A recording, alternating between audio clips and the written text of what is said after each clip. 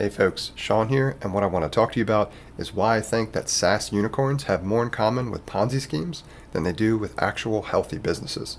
Allow me to explain. So first things first, I want to start off with some definitions. I'm going to try to define both what a SaaS unicorn is typically referred to as, a Ponzi scheme, and then I'm going to walk through with you how I typically see this process play out for what's considered to be SaaS unicorns.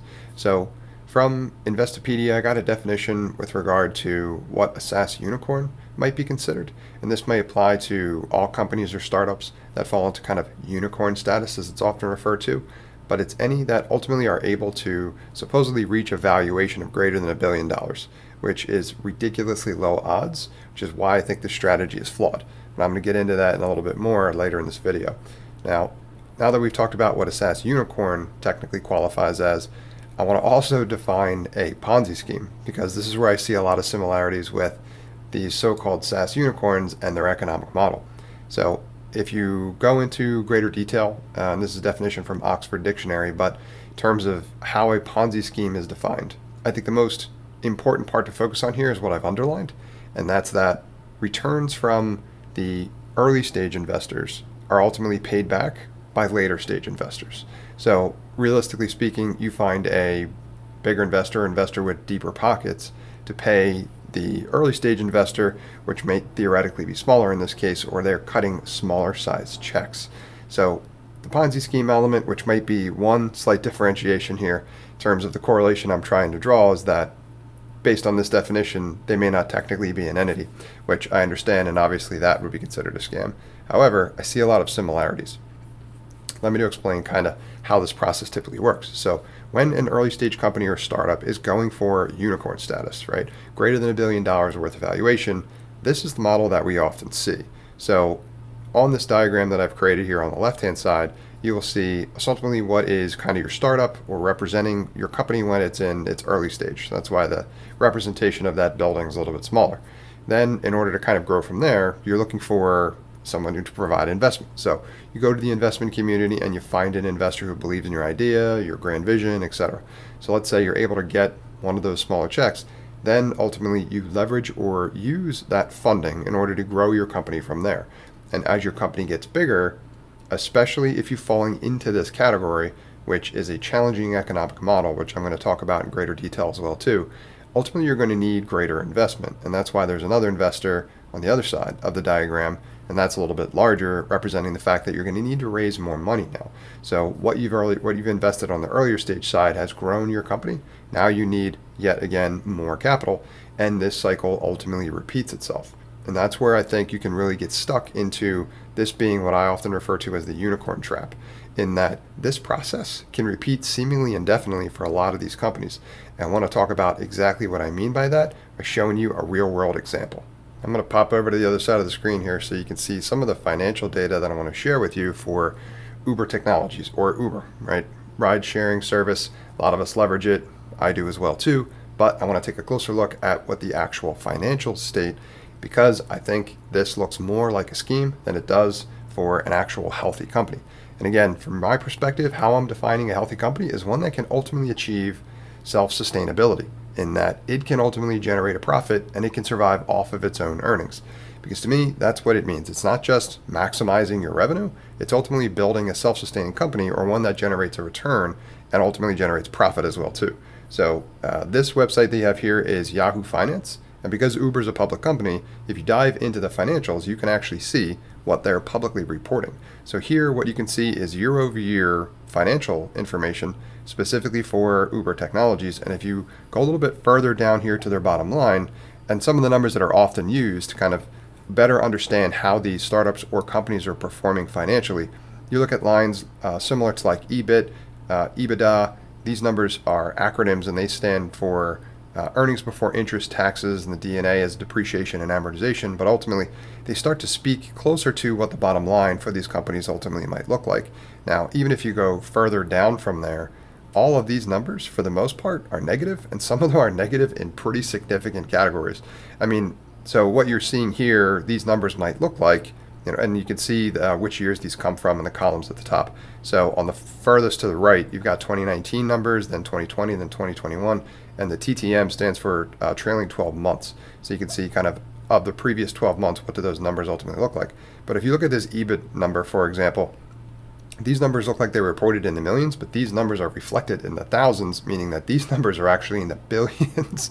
So these are ridiculously large losses for a company in its operation, meaning it needs more and more and more cash in order to continue to just run the company.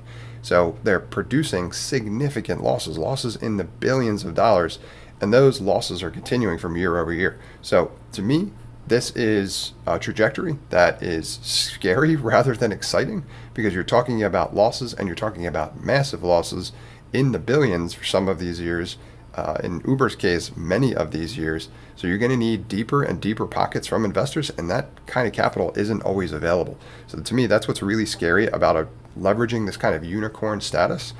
And I want to share with you an article that came out right around the time that Uber IPO'd or produced their initial public offering, ultimately became a public company, in terms of what they said, which I thought was relatively scary and should have set up some warning signs. This is the article that I was referring to that was published in Reuters right around the time that Uber was holding their initial public offering or their IPO.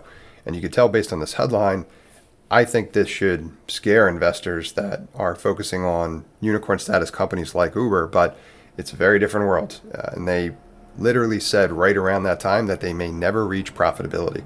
Now, in this article is quite a bit more detail. You scroll down here, for example, it talks about just how much cash they were burning through and what it was taking to run and sustain operations that ultimately amounted to what we were just looking at in terms of the Yahoo Finance numbers in losses in the billions year over year. So this was something that to me was quite a bit shocking.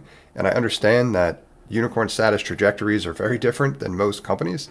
The reason why I'm not an advocate for it is because I see very little but risk here in terms of a company that is taking on massive losses in the billions year over year and is going to require a ridiculous amount of capital to continue to sustain operations, but at the same time may never ultimately turn a profit, which to me is the objective in terms of what we're trying to do here and build and create healthy businesses. Now I want to talk about why I think this is such a problem. Now, not only for all the reasons previously mentioned, ton of capital, no real path to profitability. If you just look at it from the perspective of the odds of success here, the numbers are ridiculously low. So from the CB Insights article, you can see that less than 1%, or approximately about 1%, of startups ever reach what we consider to be unicorn status, meaning that it's almost similar to playing the lottery, right? Like, would you consider playing the lottery to be a good long-term financial plan for building wealth and supporting your family? Probably not. As such, why would you consider to be trying to achieve unicorn status as a startup right out of the gate? It's mind-boggling to me. I really don't understand it. So there's a lot of reasons to avoid trying to follow what to me is considered to be a really flawed economic model. The fundamentals just aren't there. It doesn't look like it's ever really expected to achieve path of a healthy business. And there's just an insane amount of risk associated with the process as well, too. So I can't beat this economic model up enough. And there's plenty of ammo that I can use to make it look very, very unattractive. But what I want to talk about next is what I'd recommend that you do instead. This diagram probably looks similar to the one that I shared in terms of the economic model when it comes to fundraising, that startups that are on that kind of unicorn trajectory or trying to achieve it are typically trying to follow. But there's a couple of key differences here. Namely, this loop is not expected to repeat indefinitely. Here, fundraising sometimes is expected. It's not always required. There's a lot of companies like MailChimp, for example, that have become very successful and have not raised VC funding. But for most, they will probably need some form of capital in order to get started. So that process makes sense. Now, there's a 1x in the middle there because you can do so with as little as 1, or like I shared already, 0 times of repeating the circle, but you might need to do it a few times, and that's okay.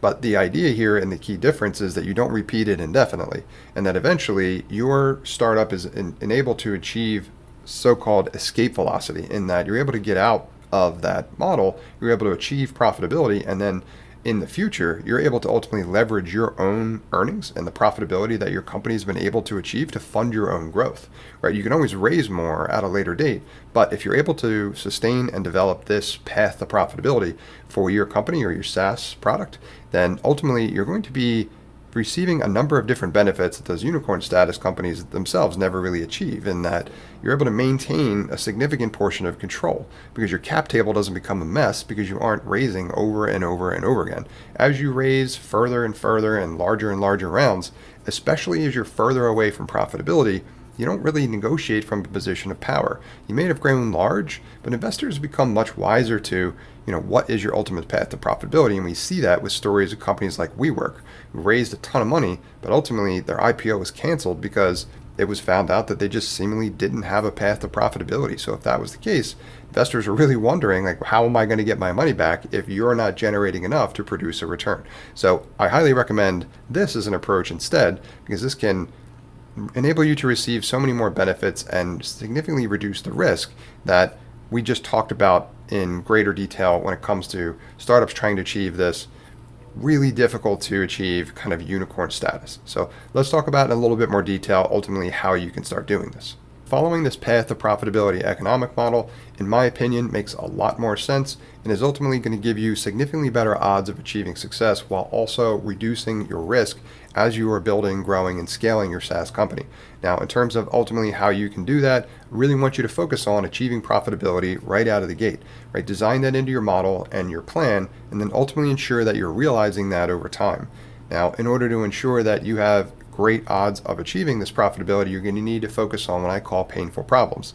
Painful problems are expensive problems for a specific target market. So you need to really get your ICP, your ideal customer profile, your UVP, your unique value proposition really well dialed in to the extent of you're able to generate a strong ROI for that ICP or the ideal customer profile. If you're able to do that, as in provide them at least a double or greater ROI on what it costs for them to invest into your product, then that's going to put you on a trajectory to build and develop ultimately a highly profitable SaaS company. And then lastly, you need to make sure that the product ultimately is able to deliver on its promise. And that can be proven through what I consider to be social proof, in that after you've got a bunch of customers using your product, you need to check in with them to make sure that ultimately what you promised did materialize for them. Remember, it's their word that matters most. Hey folks, thanks for watching my content. I hope you got value out of it. If you did, please consider liking this video and subscribing to the channel so you can be notified when more content like this becomes available. Also, if you'd like to find product market fit faster for your SaaS product, sign up for my free 5-day email course on the topic, and you can do so at nextstep.io/fit. I'll also put a link to that course in the description.